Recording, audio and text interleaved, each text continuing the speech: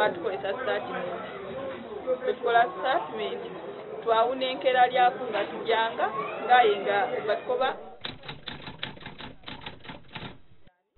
Arubaine Ward, Busia Municipality. Nga 2 omwezi ogwokutaano mu 2014 Sara babiri eyewungulako n'ava wako okugenda ku dduuka. Abaana yabaleka mu lujjaawo nga bazannya. Mwami we Shafiki Talenya teyaliiwo.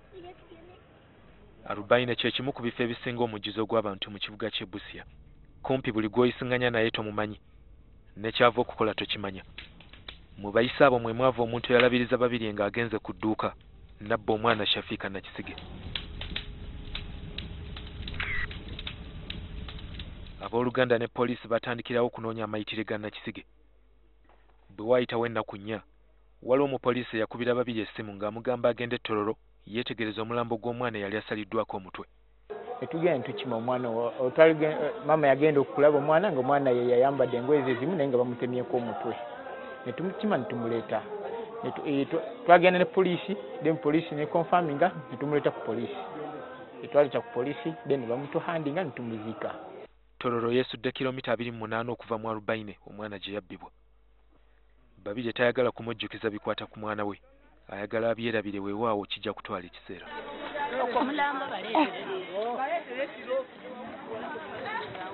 Ettemu lino bwe lyabeerawo kyalowoozebwa nti bikomyawo.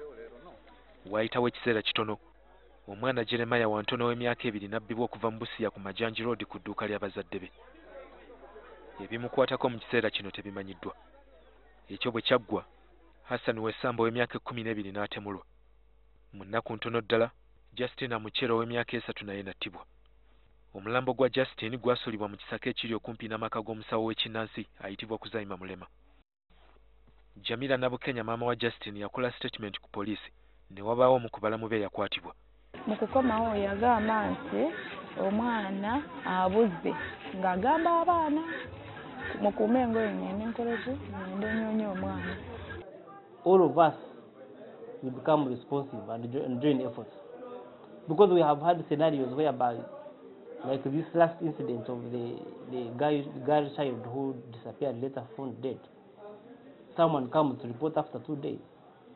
Mu kaseera ako ng'okunoonyereza kugenda mu maaso, omusawo Kuzaima Mulema yabulawo. Juzi ku ntandikwa y'omwezi ogwokuna, abatuuze baafuna olugambo nti yali alabiddwako. Balumba amaka ge ne bagakoona ne bagakumako n'omuliro. Kino abatuuze bazze bakikola si mu Busia wokka, ku basawo be bateebereza okubaako kye bamanyi ku bikola eby'okuwamba n'okutta abaana. Nti balikuta abantu bakuwagala tujjangu ngenda. Kigambibwa nti waliwo abasawo ab'ekikwangala bagumbye mu Busia. Abasawo nga bano kyangu nnyo okuwa abantu amagezi ag'okusaddaaka abaana. Kati eno ekolanya ekola ku bizinesi kati ng'omuntu kati nga gwa.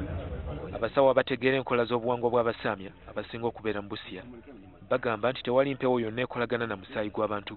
Kubanga kati y'omumando yaffe nga abasamize tulina bye tukozesa mu mando zaffe. Omuli embuzi, omuli enkoko, omuli ente, ebikagamba ebinyonyi ng'ebyo. Kati nti muntu ekyo tekirina. Emmandwa tezikolagana na musaayi gwa muntu. Tutezaagalako wadde ne dakiika. Lwaki n'oba nti waliwo obadde obaosekula ddagala n'oba ne weetema akaala musaayi ne gutonya ku ddagala liba likoze ki lyolonese. Kubanga lwaki kubanga emmandwa teyeetaaga bintu bikwatagana na muntu. Kubanga tusamira amanda z'abajjajja baffe abaafa edda oba okitegeera. Kati teri ate ekikobaana ku muntu tyoba mwana tyoba ggumba. Ab'ekibiina ekigatta abasawo mu Busia nga nakyo kiri wansi w'ekya Uganda n'eddagala lyayo ekitaba abasawo bonna mu Uganda bagamba nti bawandiika bo bonna bakola omulimu guno mu Busia. Buli omu ku bali n'ebbaluwa emukkiriza okukola omulimu gw'obusawo mu kitundu ekyo. Bwe kiba nga kituufu nti mu basawo mulimu abafeera ababeerimbikamu, poliisi n'abasawo b'ekinnansi bennyini balina omulimu munene okubeerula. Era omusawo muyine omutengeke muyine nga yasamire manda ze ebintu nti bugagga tebubaayo. Kubanga omuntu oba omanyi okukola obugagga ekikuteeka mu ssabo oba onoonyaamu ki. And we have the leadership of that group of traditional healers. We normally liaise with them because at least for them they move in basically in all those communities. If they come across one who is not part of them, they normally give us information and we respond. Busia ali ku nsalo ya Uganda ne Kenya. Ebitundu ebimu nga Sofia ne ku luguudo oluva Busia okudda e Tororo kizibu okumanya wa Uganda weekoma ne Kenya weetandikira. Omuntu akola ekikolobera e Kenya mu ddakiika emu oba bbiri ng'ali Uganda. Ate akikoze Uganda n'adduka ne yeekukuma e Kenya. Okubeera ku nsalo kwennyini kireetedde Busia ebirungi naye n'ebibi tobala.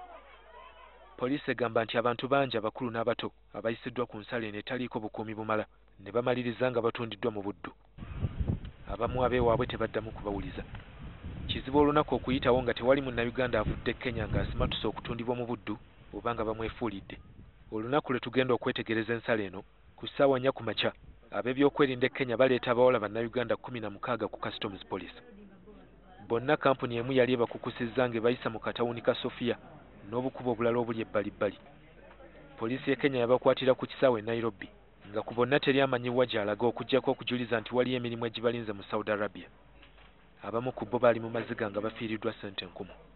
In fact, I spent all my money which I was saving. Don't cry.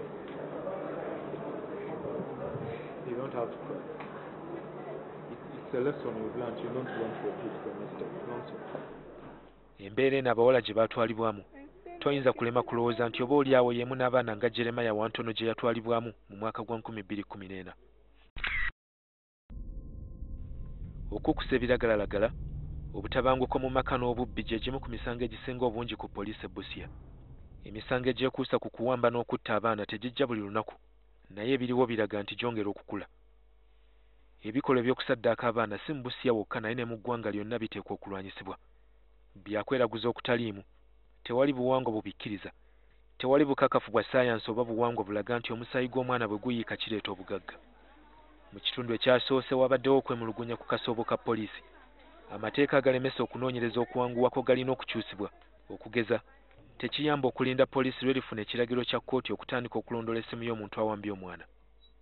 Frank Walusimbi, NTV.